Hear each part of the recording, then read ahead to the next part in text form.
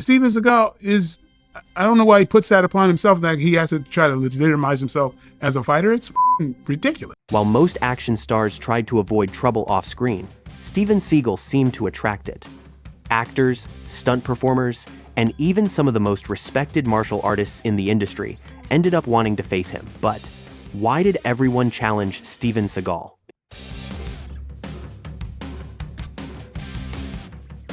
The answer has much less to do with his movies, and much more with the reputation he built for himself. During the late 80s and early 90s, Seagal was not just another action star. He presented himself as a virtually unbeatable Aikido master. In interviews, he claimed that his techniques were too dangerous for combat sports, spoke about defeating multiple attackers at the same time, and often implied that many champions from other martial arts would not know how to deal with a true Aikido master. The problem was that, unlike figures such as Chuck Norris, Benny Urquidez, or Jean-Claude Van Damme, Seagal had never built that reputation through internationally recognized professional fights. His prestige came primarily from his experience as an Aikido instructor in Japan and from the enormous success of his movies. As his fame grew, so did the doubts. Many fighters began asking the same question: can he really do everything he claims? And that question became the beginning of a long list of challenges that would follow him for decades.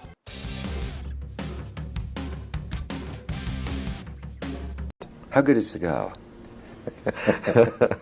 He's a wannabe that will never be. By the early 90s, Steven Seagal had already become one of the biggest stars in action cinema. Movies like Above the Law, Hard to Kill, Marked for Death, and Out for Justice had turned him into a box office sensation. But while audiences saw an almost unbeatable hero on screen, a very different story was beginning to unfold behind the scenes. One of the first people to speak out publicly was Bob Wall. For martial arts movie fans, Wall needed no introduction.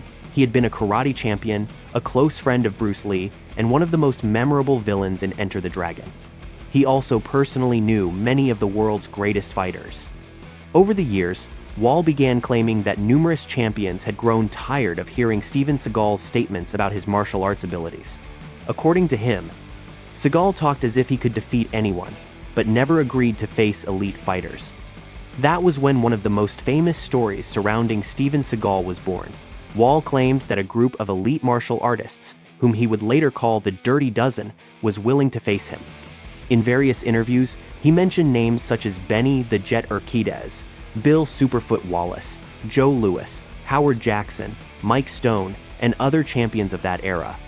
According to Wall, the proposal was simple: organize a charity fight and donate the proceeds to charitable causes. But that fight never happened.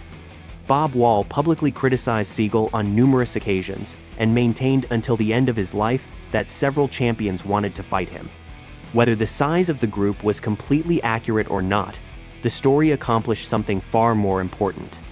It planted a seed of doubt that began to spread throughout the martial arts world. And soon afterward, the man who would turn that doubt into a much more direct challenge appeared: Jean-Claude Van Damme.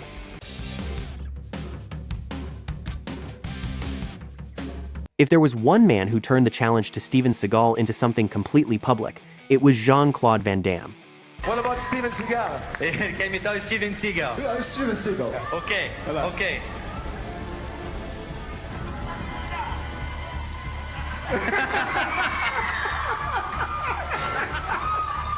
In the early 90s, both men were among the biggest stars in action cinema. While Seagal projected the image of an unbeatable Aikido master, Van Damme was known for his competitive background in karate and kickboxing, as well as his spectacular fighting style on screen. For years, comparisons between the two were inevitable, but what started as a rivalry among fans eventually became something far more personal. At Sylvester Stallone's mansion, the man who had brought together the biggest legends in The Expendables, a lavish party was underway, filled with luxury and oversized egos. Among the guests were icons like Arnold Schwarzenegger and Bruce Willis, stars who had defined an entire era. But there were also two men who had never shared a movie, never exchanged a kind word, and certainly never shared any respect for one another: Jean-Claude Van Damme and Steven Seagal. At first, the evening unfolded with apparent normality: laughter, stories, and glasses raised in celebration. But before long, Seagal, true to his reputation, began talking not about his own accomplishments, but to belittle others. According to Stallone, his comments soon turned toward Van Damme, questioning his background, calling him overrated, and casting doubt on his legitimacy as a martial artist. Perhaps Seagal did not realize Van Damme was listening, or perhaps he simply did not care. But Van Damme heard every word, and this time, he was not willing to stay silent. What happened next has become the stuff of legend. Van Damme confronted Seagal face to face. No cameras, no stunt doubles. He did not throw a single punch. Instead, he issued a challenge: step outside and settle it like real martial artists. Stallone recalls that Seagal tried to brush the situation off with a nervous laugh, but Van Damme did not back down. He kept insisting, challenging him to back up his words with actions. Seagal declined and left the party. It was the first time he walked away from a direct confrontation with Jean-Claude Van Damme. But the story did not end there. Later that same night, Van Damme found Seagal at a nearby nightclub, where he had gone to escape the tension. In front of stunned witnesses, he challenged him to fight once again. And once again, Seagal refused. The incident quickly became legendary. Some claimed it had been staged, while others insisted it came within moments of turning violent. Stallone, however, confirmed years later that it was one of the most intense moments he had ever witnessed at a party. His words were clear. Van Damme was too strong. Seagal wanted no part of it. For Van Damme, it was never about putting on a show or feeding his ego. It was a matter of honor. When someone questions your discipline, your training, and your identity as a martial artist, you do not answer with speeches or empty words. You answer with actions. In his world, martial arts are not an act. They are a code.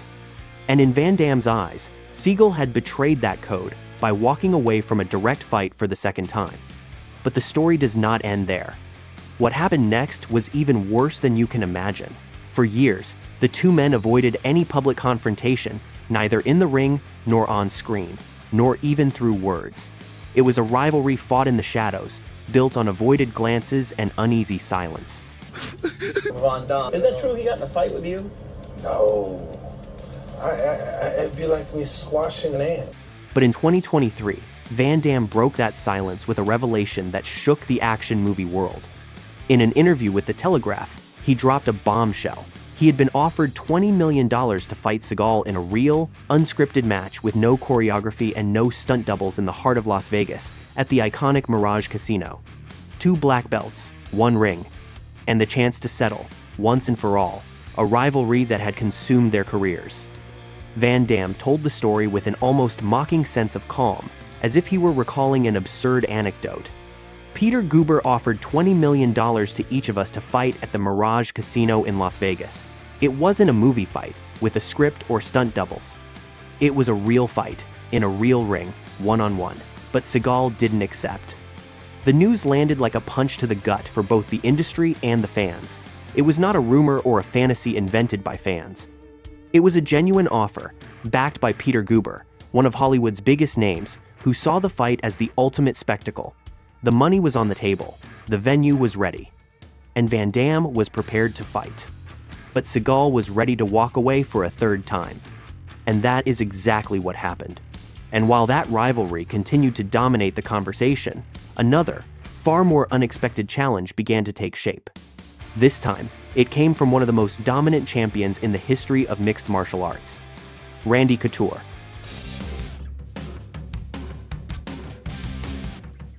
By the late 2000s, Steven Seagal was no longer dominating the box office as he had in the previous decade, but his name still came up whenever martial arts were discussed. That was when the biggest challenge of his career emerged, and this time, it did not come from another Hollywood star, but from one of the greatest champions in the history of mixed martial arts.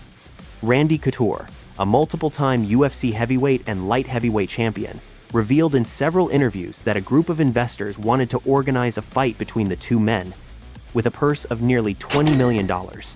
According to Couture, he accepted the proposal almost immediately and was fully prepared to fight. However, the fight never happened. No official negotiations were ever announced, no date was ever set, and there is no evidence that Steven Seagal ever accepted the offer. As the years passed, the matchup became one of the biggest what-if scenarios in the world of combat sports. But what was truly remarkable was not the multi-million-dollar purse or the spectacle the fight could have created. It was the fact that legends like George Foreman were also willing to step into the ring with him. In October 2017, the legendary heavyweight boxing champion publicly challenged Seagal to a real 10-round fight in Las Vegas. Foreman posted a photo of the actor on Twitter and wrote, "I challenge you, one-on-one. I use boxing, you can use whatever you want. 10 rounds in Las Vegas." Seagal's representative told the press that the actor had no comment and declined to respond to the challenge, letting the opportunity pass completely. Obviously, Steven Seagal did not accept. And not only that, he remained silent. But the worst moment was not going to happen at a negotiating table. It was about to happen face-to-face with a real Hollywood martial artist. As the years went by, the doubts surrounding Steven Seagal no longer came only from retired champions or old rivalries. Even some of Hollywood's most respected martial artists began expressing their opinions publicly. One of them was Michael Jai White. Unlike many action stars, White has an extensive martial arts background and has trained for decades in disciplines such as Kyokushin, Shotokan, Taekwondo, Kobudo, and Brazilian Jiu-Jitsu, in addition to having trained alongside numerous professional fighters. It was precisely because of that experience that his comments attracted so much attention. In several interviews, Michael Jai White stated that he had never considered Steven Seagal a real fighter in the competitive sense of the word.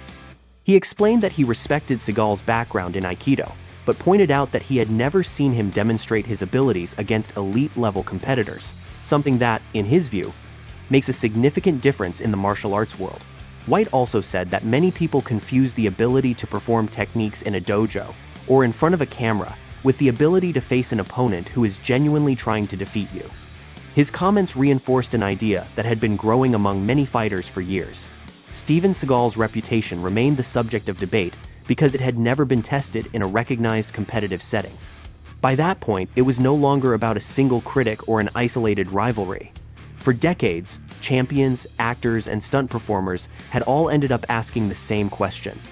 What would have happened if Steven Seagal had accepted one of those challenges? After decades of rumors, challenges, and public statements, the question is no longer whether Steven Seagal was an experienced martial artist. He was. For years, he trained Aikido in Japan and even ran his own dojo, something very few Westerners had accomplished at the time. The real debate was always something else. Was he really as unbeatable as he made himself out to be? That is why so many champions, actors, and stunt performers eventually wanted to challenge him.